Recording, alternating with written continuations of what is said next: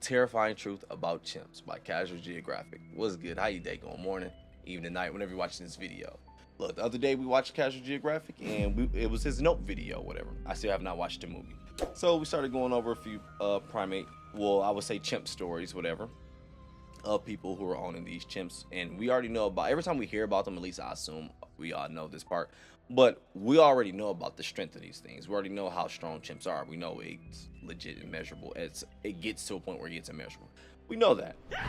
But I was like, you know what? It's some of these stories I were hearing was just, I'm not gonna lie, I was mind blown, because it was like, I understand a few celebrities own these things before, a few people own these things before. I don't understand why. Me personally, I would never do it. But some of the stories I were hearing, I was like, no, there's no way this is this many people owning these.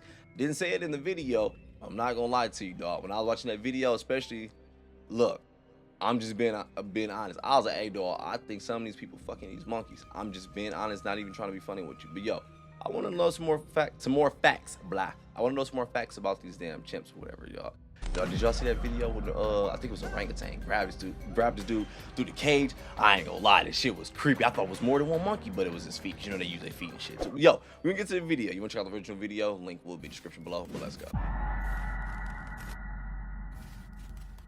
One of the world's scariest animals just got a whole lot scarier, and Planet of the Apes is slowly becoming non-fiction, as apparently chimpanzees are out here murking gorillas. Scientists in 2021 witnessed a troop of chimpanzees basically jumping a family of gorillas.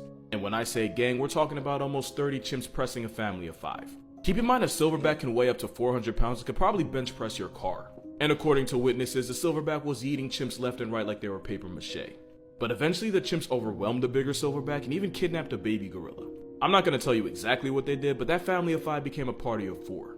And it wasn't even the last time, because later that year, scientists watched the same group of chimpanzees do the same exact thing. Square up with a family of gorillas, kidnapped a baby, and erase its name from the gorilla's census. And it's not like we didn't know chimps were about that. They often hunt bush babies and vervet monkeys, and we've even seen them use weapons like spears to do it. But it's one thing to hunt something that weighs like 5 Skittles. Going gorillas is another tier of Black Air Force activity, which is why I'd rather be locked in a room. Damn, I ain't gonna lie, that's a dope ass picture. He legit beat the shit out of all of them, but they had to jump him though. This shit feel like I'm watching a damn World Star Hip Hop video. Sad part is, not even being funny, the second time they was coming back, I was just here wondering, like, man, I wonder what hood they from. Like, what ain't from no hood? But what if they do go by that ideology where they are? What if? I don't know. You talk about them niggas from Tree Bark? Man, fuck them niggas. Hey, dog, stop playing. Watch this video, though. No, chimps were about that. They often hunt bush babies and vervet monkeys, and we've even seen them use weapons like spears to do it. But it's one thing to hunt something that weighs like 5 Skittles. Going gorillas is another tier of Black Air Force activity, which is why I'd rather be locked in a room with a jaguar than a chimp. Cause at least a jaguar gonna make it quick. That's exactly right. Chimpanzees have been known to hunt using spears, and the way they do it is not pretty. So what you gotta remember is these sociopaths share about 98% of their DNA with us, and they have more in common with humans than just thumbs. They're part of the special class of animals that can create and use tools, and chimps are probably the best at it. They'll take twigs, stick them in mounds, and literally go fishing for termites. They'll use stones as hammers to crack open nuts, and it's actually a lot harder than it looks. Yeah, and, yo, they can legit learn shit too, dog. I was going down I wouldn't say a rabbit hole, but it was at one point I was just watching videos on people that were just teaching these mugs how to do ish. And use tools, and chimps are probably the best at it.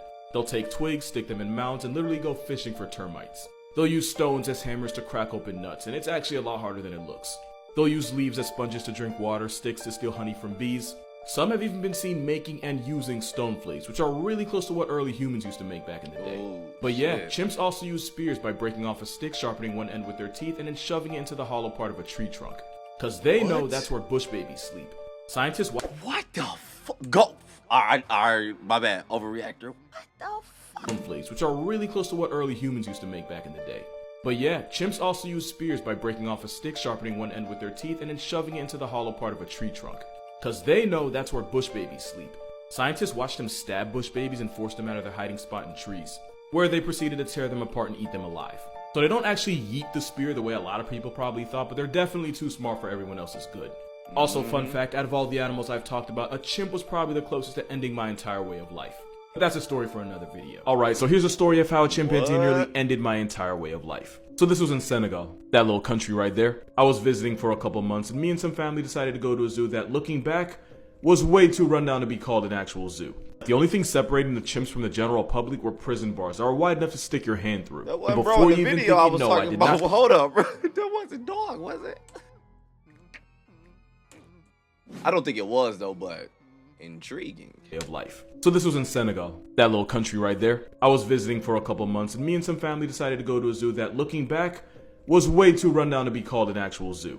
The only thing separating the chimps from the general public were prison bars that were wide enough to stick your hand through. And before you even think it, no, I did not stick my hand into the chimp cage. I was 7, but I wasn't stupid. Now, if you wanted to see stupid, you'd have to look at the people around us. But some of them thought it'd be funny to throw things inside the chimp enclosure. Not to like hurt it, but I guess to scare it. Either way, nobody in that zoo was winning an award. Especially when someone started tossing rocks in there.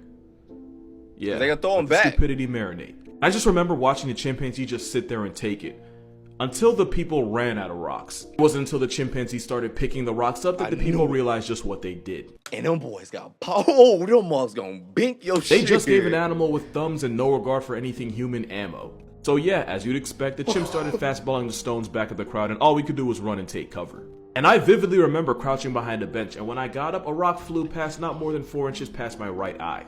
I was really just bad luck away from either doing this video with a glass eye or not doing this video at all. Look, you can say size matters all you want, but 4 inches made a difference that day. This picture might look cute, but it's actually one of the most disturbing things you'll ever see. I'm about to tell you one of the most messed up stories you've never heard of.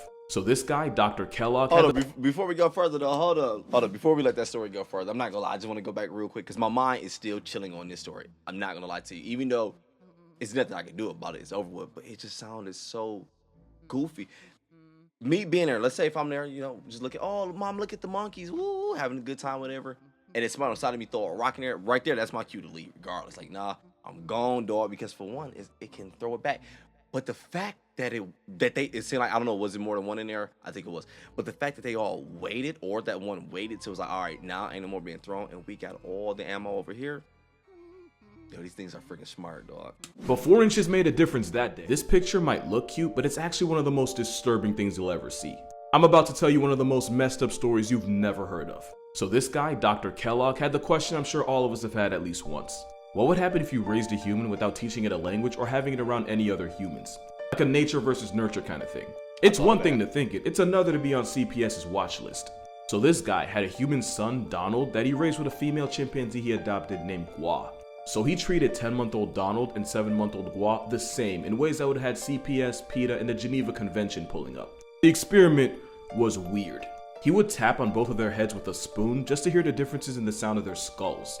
He would purposely make loud noises and provoke them just to see who would react first. At one point, he even spun Donald around on a high chair until he started crying.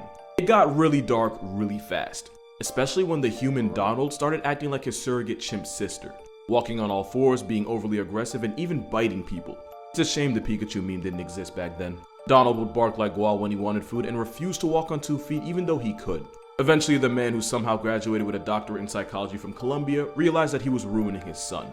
So he called the experiment off. The chimpanzee that they treated like a daughter and was part of their family, yeah, they packed her up and sent her away to be part of another experiment, where she was unalived by pneumonia a few months later. As for Donald, he grew to be an adult and eventually became a doctor, until he deleted himself at the age of 42. And to add insult to whatever seasoned hell this was supposed to be, if you go over to Dr. Kellogg's Wikipedia, he was described as a guy who had no tolerance for those who were unethical. Moral of this video, Thanos should start a GoFundMe. I'm starting to think he was onto something. Okay, wait, before we go further, because I don't know who originated Kellogg's cereal. I don't know. Is this the same dude who invented Kellogg's? I don't know. I ain't gonna lie to you. It don't mean I'm not one of them people that's like, I'm gonna stop eating Kellogg's because I'm probably still eat a bowl tomorrow. But just wonder, is the connection there? What the fuck? Some stories just make you want to go off the grid and avoid humanity completely.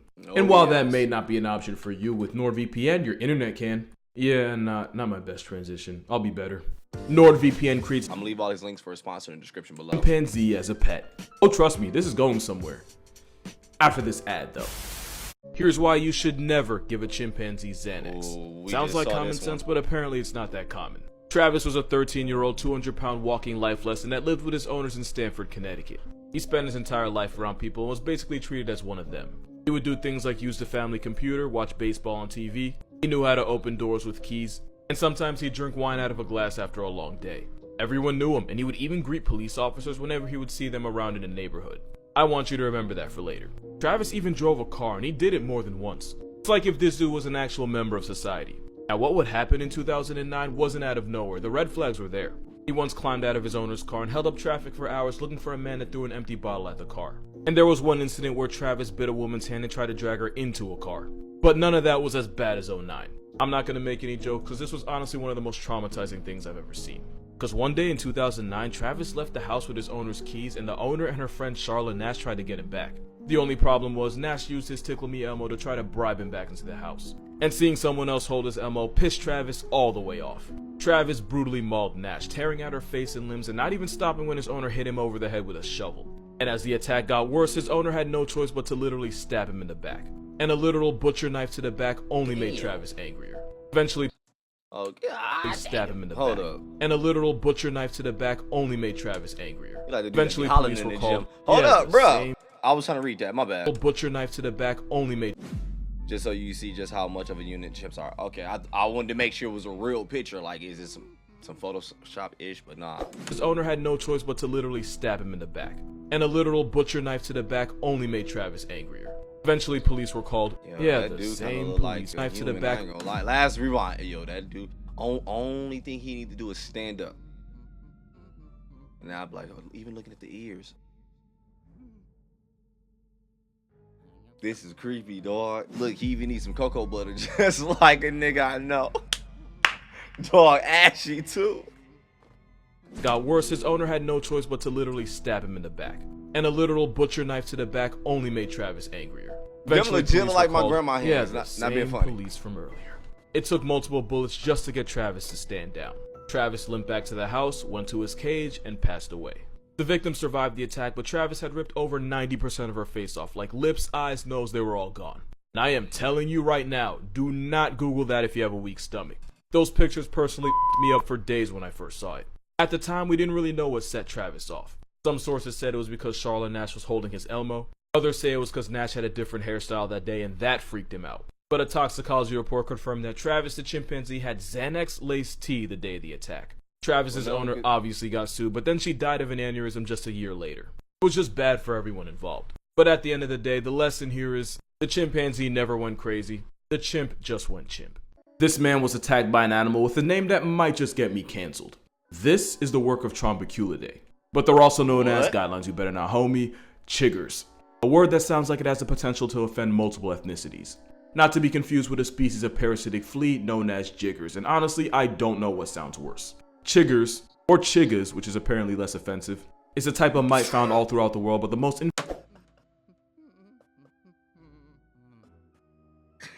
even got the hard R in bugs. Go back to the body you came from, chigger. Dog, at this point, I don't think nothing is original. Not even hate crime is original. Damn, they lives matter too, huh? You said all of them? I'm done.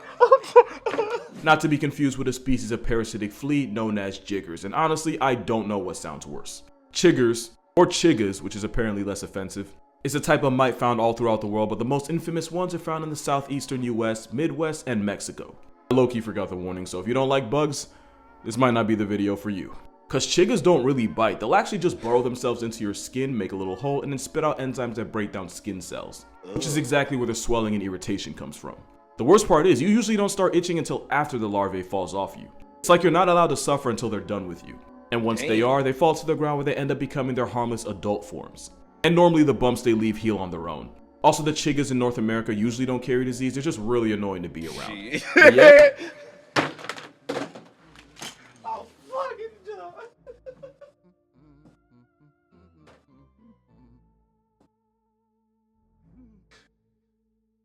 My bad, he wasn't cap. I was thinking of some other chickas. My bad. He ain't cap. Nah, never mind. I'm gonna let him finish. Shit. Or they fall to the ground where they end up becoming their harmless adult forms. And normally the bumps they leave heal on their own. Also, the chiggas in North America usually don't carry disease. They're just really annoying to be around. But yeah, I can't tell you who named them, but I can tell you they did not have a good home life. And I feel like someone owes me reparations for making me say it. So somebody sent me this, and I actually think there's a right answer here, but first, I'm actually curious. Which one would you choose? Damn, I feel awkward as hell right now. What you looking at, dog? In order to receive $37 million, you have to survive. $37 million. In order to receive $37 million, you have to survive 37 minutes in a 1-bedroom apartment, no windows or doors, with one of these guys. Fuck. That's a lot of money, man. I'm gonna answer mine at the end, dog. And 37.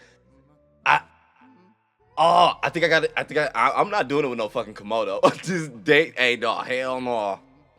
We can talk about Somebody it. sent me this, and I actually think there's a right answer here. But first, I'm actually curious. Which one would you choose? Like, which one do you? I'm gonna answer now. You just because I don't want him to say anything that sounds logical, and then you like, oh, you just picking off of that. You're more than welcome to fast forward.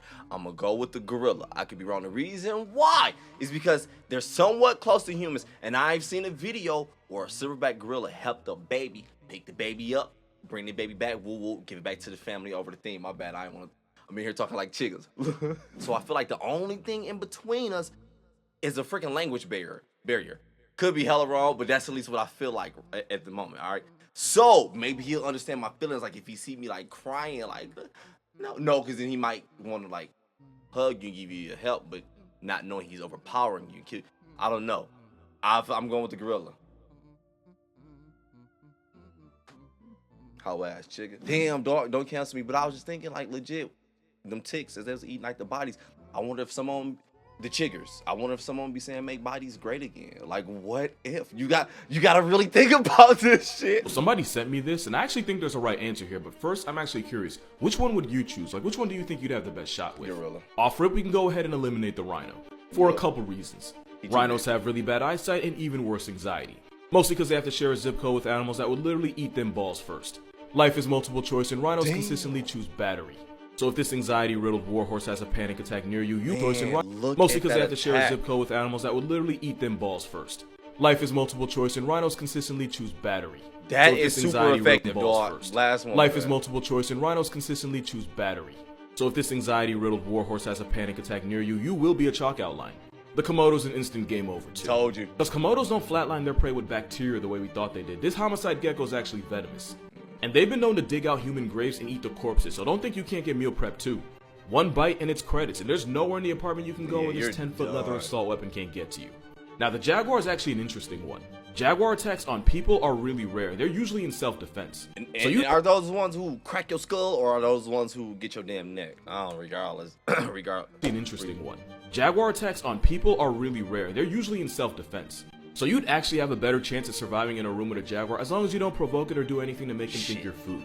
However, jags are solitary, and in a 1-bedroom apartment, if that jaguar feels like you're in its space, it could be lights out. Which is why does it be in the corner for 37 minutes? Well, matter of fact, I'm like these trying to take up less room as possible. I'm skinny too, boy. I'm like, boy, I'm getting my $37. I'm in 37 minutes, $1 million. I said my $37. Fucking crackhead. My bad, I had to send a text message. But man, let me see what he can say about the gorilla. Damn. Solitary, and in a 1-bedroom apartment, if that jaguar feels like you're in its space, it could be lights out. Which is why your best shot is actually with the gorilla. They're natural pacifists that won't waste the calories attacking something that they don't view as an immediate threat to them. So thank you. Jaguar feels like you're in its space, it could be lights out. Which is why your best shot is actually with the gorilla. They're natural pacifists that won't waste the calories attacking something that they don't view as an immediate threat to them. So as long as you don't look him in the eye, or smile at him unless you're trying to be Harambe's roommate, your best chance at winning and, living is with the gorilla. I want to show y'all something. Fuck that. So he said, as long as you don't like a threat, right? I'm sitting there more trying to look sensitive as hell. At that point, I'm gonna stop talking. I ain't gonna say nothing else. Go ahead and wrap up the video because I know I've done a damn amazing job at offending people this one. Enjoy your day. I'm out.